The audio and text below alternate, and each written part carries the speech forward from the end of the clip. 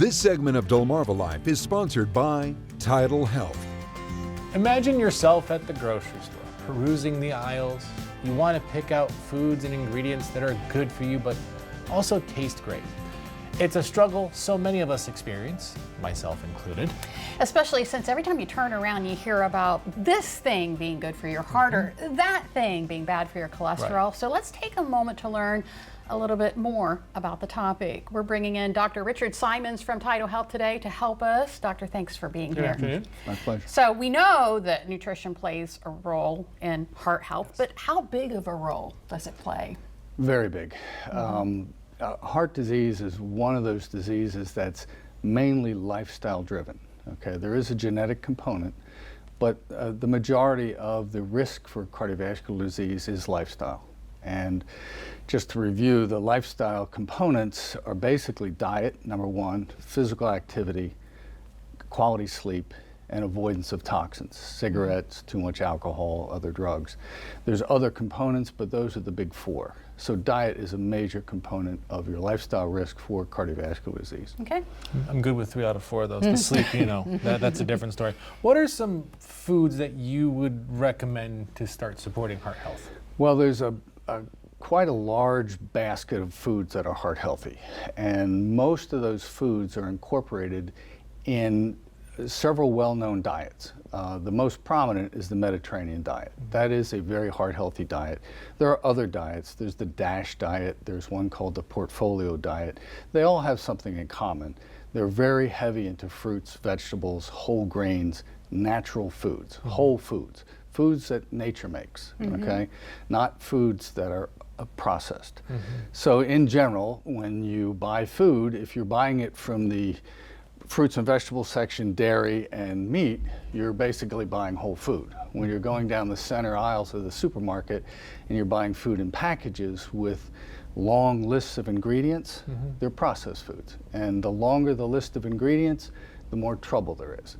Some of those ingredients you can't spell or pronounce, and quite frankly, a lot of those ingredients haven't been adequately tested to know exactly how they're affecting our health. So we've evolved eating whole natural foods, and the recommendations from the societies, nutrition societies, heart societies, are that we eat whole, healthy foods. So a good, healthy basket of food, fruits and vegetables, we should probably eat 5 different colors per day. Okay, so there's 5 servings of fruits and vegetables, 5 different colors. Your grains, your carbs should be whole grain. Brown rice, quinoa, barley, buckwheat. There's lots of whole grains that are oatmeal that are very nutritious. Our protein should be mostly plant protein, rice and beans and peas and lentils, but there is room for meat protein. But most of the meat protein should be fish or chicken. Really? Fish preferably. The whole basis of that is you want to reduce your level of saturated fat in your diet. Saturated fat is directly linked to cardiovascular disease. So you want to eat foods that are high in fiber and low in saturated fat. And that's what the Mediterranean diet and the DASH diet and the portfolio diet do.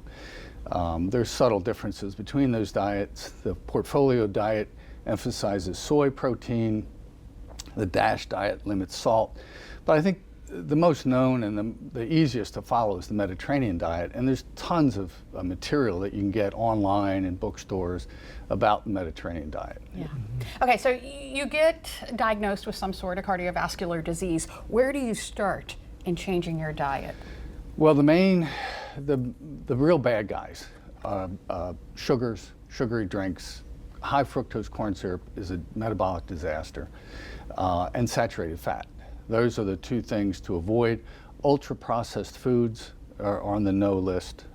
Your donuts and your Skittles and all the stuff that's, you just look at it, it's not good for you.